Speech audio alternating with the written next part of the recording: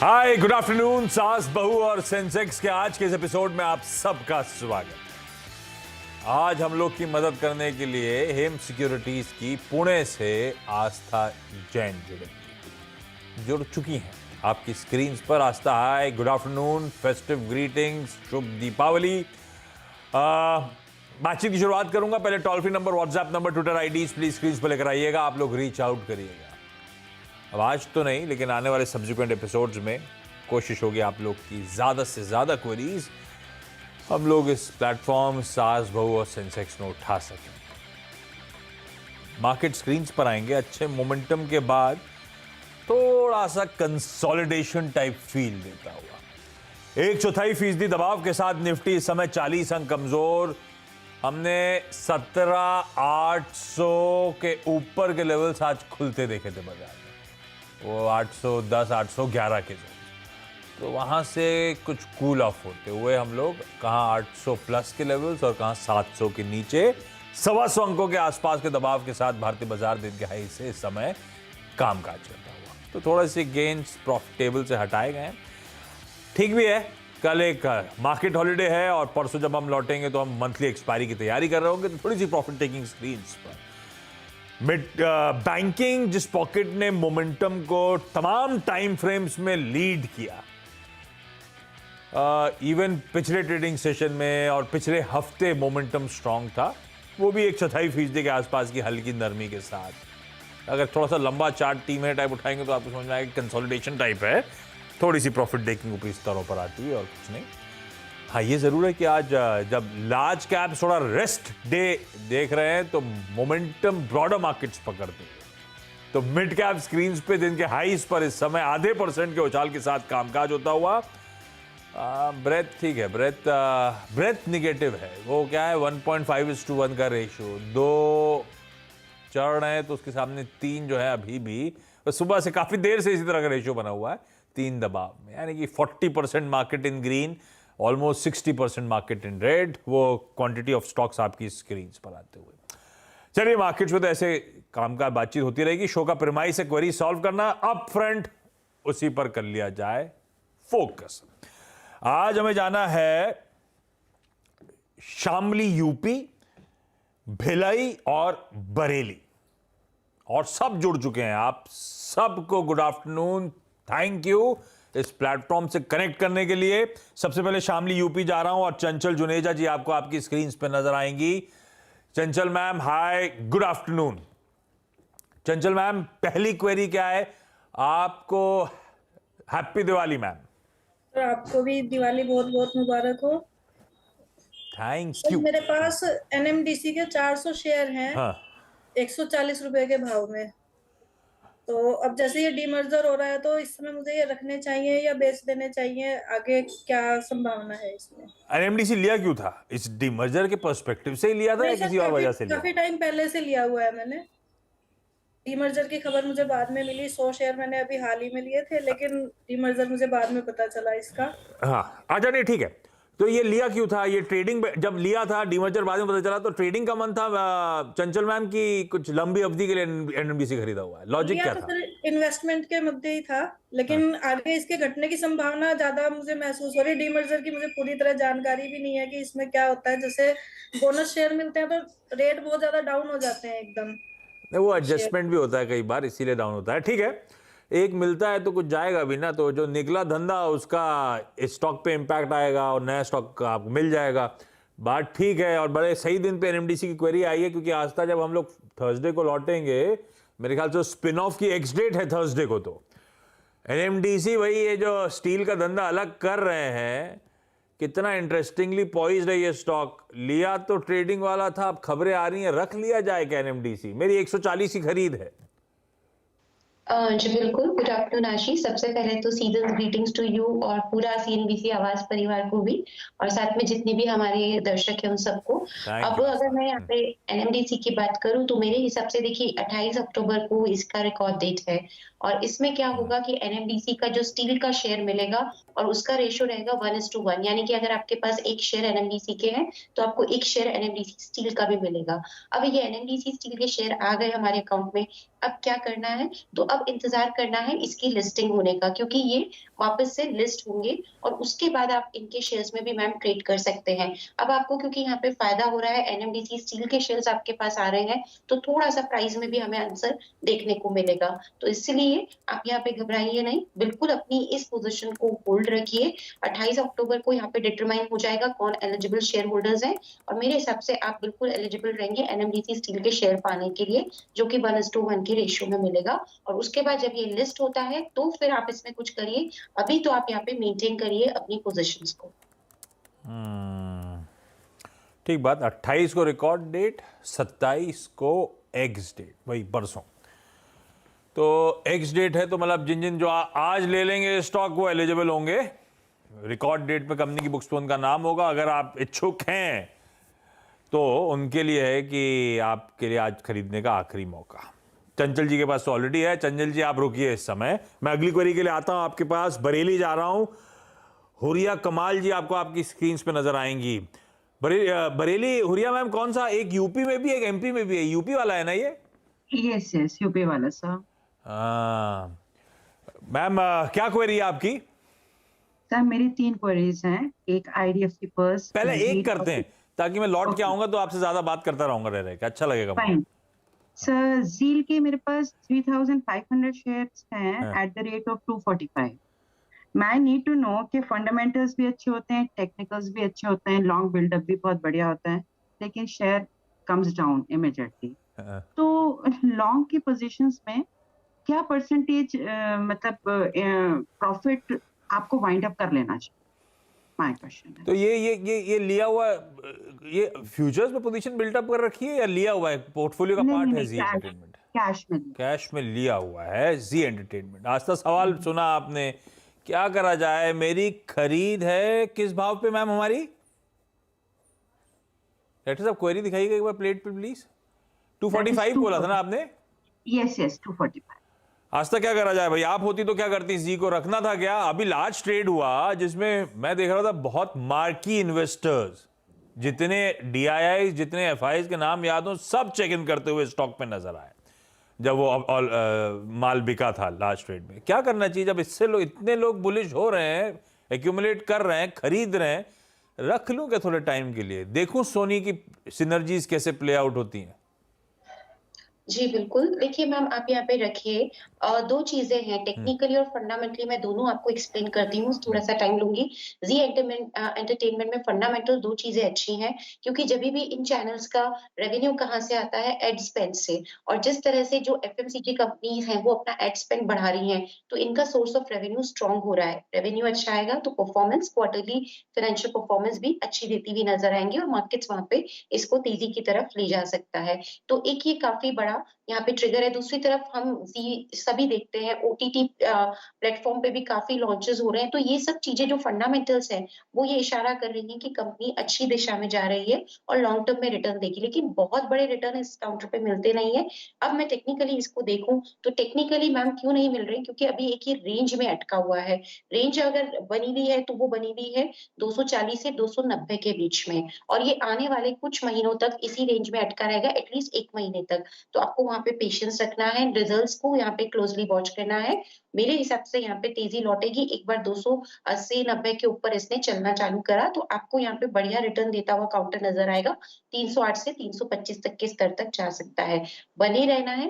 Fundamentally ठीक लग रहा है और ठीक होगा रिजल्ट्स आने के बाद, और टेक्निकली अभी एक दायरे में अटका हुआ है, तो आपको पेशेंटली वेट करने की सलाह है। ये यूपी का बरेली जो है, एक तो वो दीनानाथ की लस्सी के लिए बड़ा फेमस है, वो आजकल मैं झुमके वाले चौराहे की फोटो भी देख रहा हूँ, सही में ऐसा चौराहा बन गया है बरेली में? झुमके आइए देखने के लिए सब बरेली। मैं बहुत आया हुआ हूँ बरेली। मैं रामपुर गार्डन बहुत जाता था एक जमाने में। Oh very good. घर के आसपास है आपके रामपुर गार्डन? हाँ बिल्कुल नियर बाय। बस तो मेरा बहुत जाना आना लगा रहा है बरेली में और रामपुर गार्डन से connection. And you are fond of biryani also? I am a very good cook also, please come. बस तो थोड़े दिन पहले बताते तो मैं गया हुआ था वहां पे। अब मैं वो नाम भूल गया, छत्रसेन महाराज का कोई वो गार्डन है। अच्छा ओके। उसके आसपास। ठीक है, मैं आता हूँ अगली क्वेरी के लिए। मैम, लस्सी भी याद आने लगी मुझे, तो वो एक जमाने में बहुत अच्छी होती थी, अब तो पता नहीं कैसी है। भिलाई से नीतू छेटवानी जी आपको आपकी स्क्रीन पे नजर आएंगी। नीतू मैम, हाय, गुड आफ्टरनून। नीतू मैम, आपकी क्वेरी, पहली क्वेरी।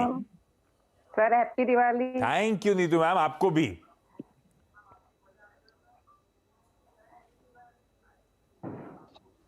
नीतू मैम, आवाज आ रही है? आप अपना सवाल जी पूछो। आ रही है। हाँ। हम सर, मुझे ना लॉन्ग टाइम के लिए लेना है, वेदांत फैशन लेना चाहिए कि ट्रेंड लेना चाहिए?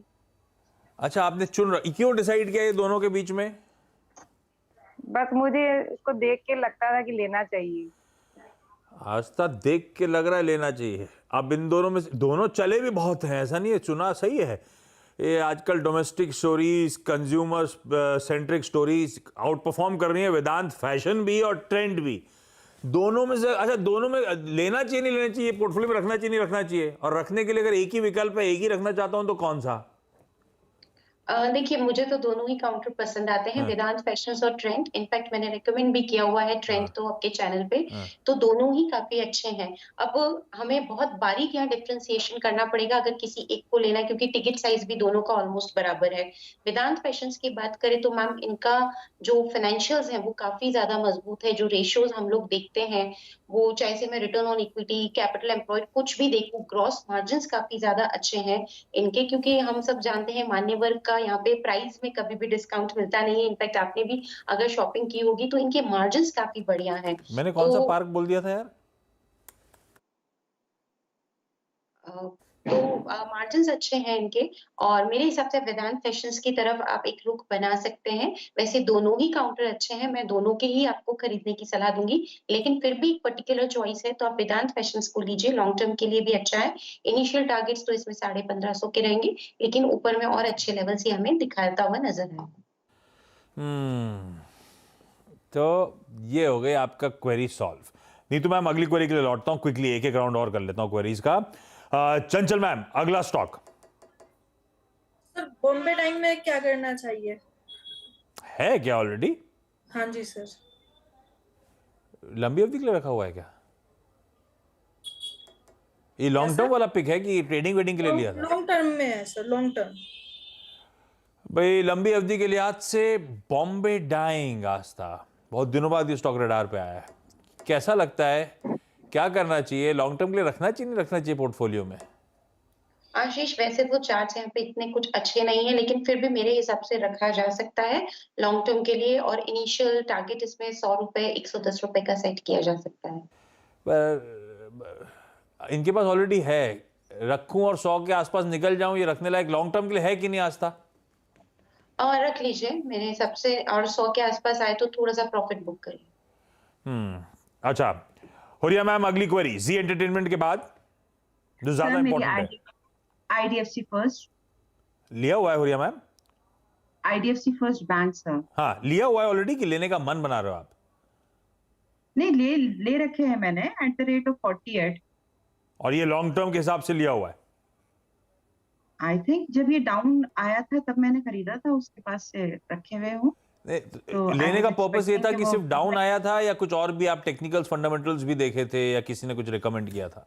सर, मैं आज 6 महीने ना सिर्फ ट्रेडिंग की पढ़ाई कर रही हूँ, तो मैं फंडामेंटल्स, टेक्निकल्स देख करके ही बाय करती हूँ, तो मैंने लिया था। तो सटीक पड़ रही है आपकी पढ़ाई, अच्छा खासा 9 रुपए का रिटर्न तो बन ही रहा है स्टॉक में। हाँ, वो बन रहा है। पढ़ाई के बाद अगला कौन सा स्टॉक रडार पे आ रहा है आपके नया?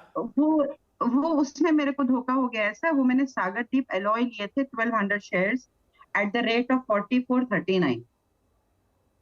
ये वो टेक्निकल स्टडी करके लिए थे? सॉरी, ये टेक्निकल स्टडी करके लिए थे सागरदीप एलॉयज? यस। और वो मैं जब उसका ग्राफ चेक कर रही हूँ तो इट इज गोइंग, वो लोअर्स लो बना रहा है। जो सपोर्ट पे मैंने बाय करने के लिए, मतलब सपोर्ट तो ब्रेक करके, सपोर्ट से जब ऊपर आया था तो मैंने लिया था, लेकिन फिर वो डाउन पे आ गया। तो what should I do? Should I exit this? तो आपने जब स्टडी करा था तो आपने स्टॉप लॉस क्यों नहीं लगाया था? सर, लॉन्ग टर्म के लिए लेने पर मुझको लगता है स्टॉप लॉस की जरूरत नहीं होती। तो लॉन्ग टर्म पे लिया हुआ है सागरदीप एलॉयज? एग्जैक्टली, मुझे लगा कि 1-2 साल पड़े रहेंगे। टेक्निकल स्टडी कर रहे हो और लॉन्ग टर्म के लिए कॉल लिया हुआ है सागरदीप एलॉयज, लेकिन ये थोड़ा सा फिजल आउट हो रहा है, डिस्ट्रीब्यूशन दिख रहा है स्क्रीन पे। खैर, एग्जैक्टली। IDFC फर्स्ट बैंक पहले लेते हैं। आस्था, भाई लॉन्ग टर्म के लिए लिया हुआ है, 9 रुपए मेरी खरीद से ऊपर है। आईडीएफसी फर्स्ट में स्ट्रीट अभी भी डिवाइडेड है। जो नंबर्स भी आते हैं, आधे लोगों को अच्छे लगते हैं, आधे लोगों को आज भी खराब लगते हैं। क्या करना है आईडीएफसी फर्स्ट में? मेरे को लगता है इस बैंक को पूरा मौका देना चाहिए, ये बिल्कुल परफॉर्म करके दिखाएगा, तो होल्ड करने की ही सलाह है। चार्ट्स भी बहुत अच्छे पैटर्न्स यहाँ पे शो कर रहे हैं हम।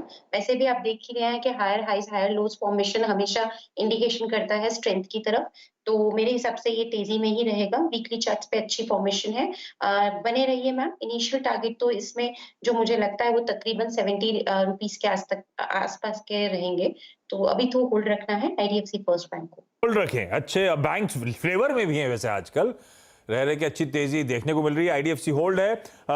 नीतू मैम, अगला सवाल, वेदांत फैशन और ट्रेंड के अलावा कुछ रडार पे है, कुछ पोर्टफोलियो में ऑलरेडी है? सनफ्लैग लेके रखा है 94 में 600 क्वांटिटी। लंबी अवधि वाला मामला है कि ट्रेडिंग के लिए लिया? सर ऐसी ट्रेडिंग के लिए लिया था। दिखाइए, स्टॉक नहीं दिखाएंगे डायरेक्टर साहब के आज। 94 में लिया हुआ है, ट्रेडिंग के लिए लिया। मतलब हम कुछ चार्ट वार्ट स्टडी करते हैं क्या नीतू मैम?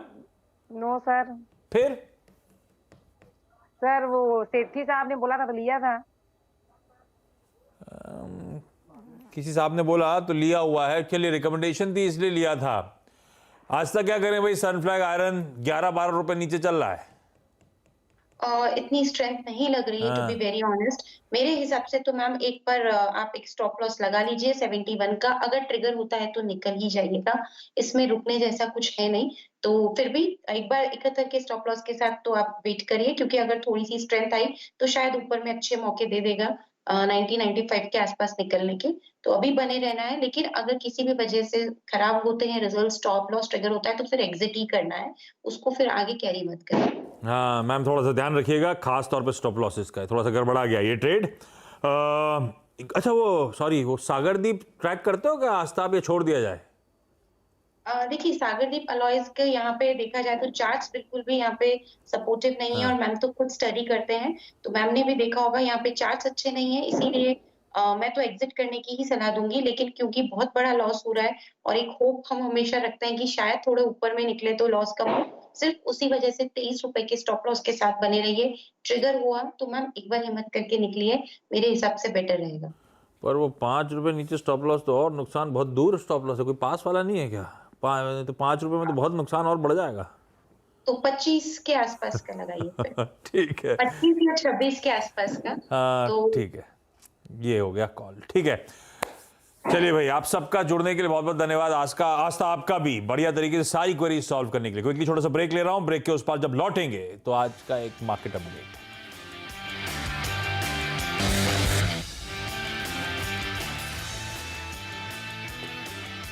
चलिए, ब्रेक के बाद आपका स्वागत है। 1/3% 670 के लेवल्स पर निफ्टी इस समय। ठीक है, जहां हमने चेक लिया था उससे ज़्यादा बहुत मीनिंगफुल मूव्स नहीं आ रहे हैं। बारिंग मिड कैप जो 1/4 से अब 1/3% के आसपास की बढ़त के साथ ट्रेड करता हुआ, पर ब्रेथ मोटा मोटी जस की तस बनी हुई है डिक्लाइंस के स्लाइटली फेवर में। ऐसे में छोटा सा ब्रेक के उस पार जब लौटेंगे तो इसी पॉकेट जिसके ग्राफ आपकी स्क्रीन पर हैं, मिड कैप्स और ब्रॉडर मार्केट, जिस पे डिटेल्ड कवरेज देखिएगा मिड कैप मंथ। नमस्कार।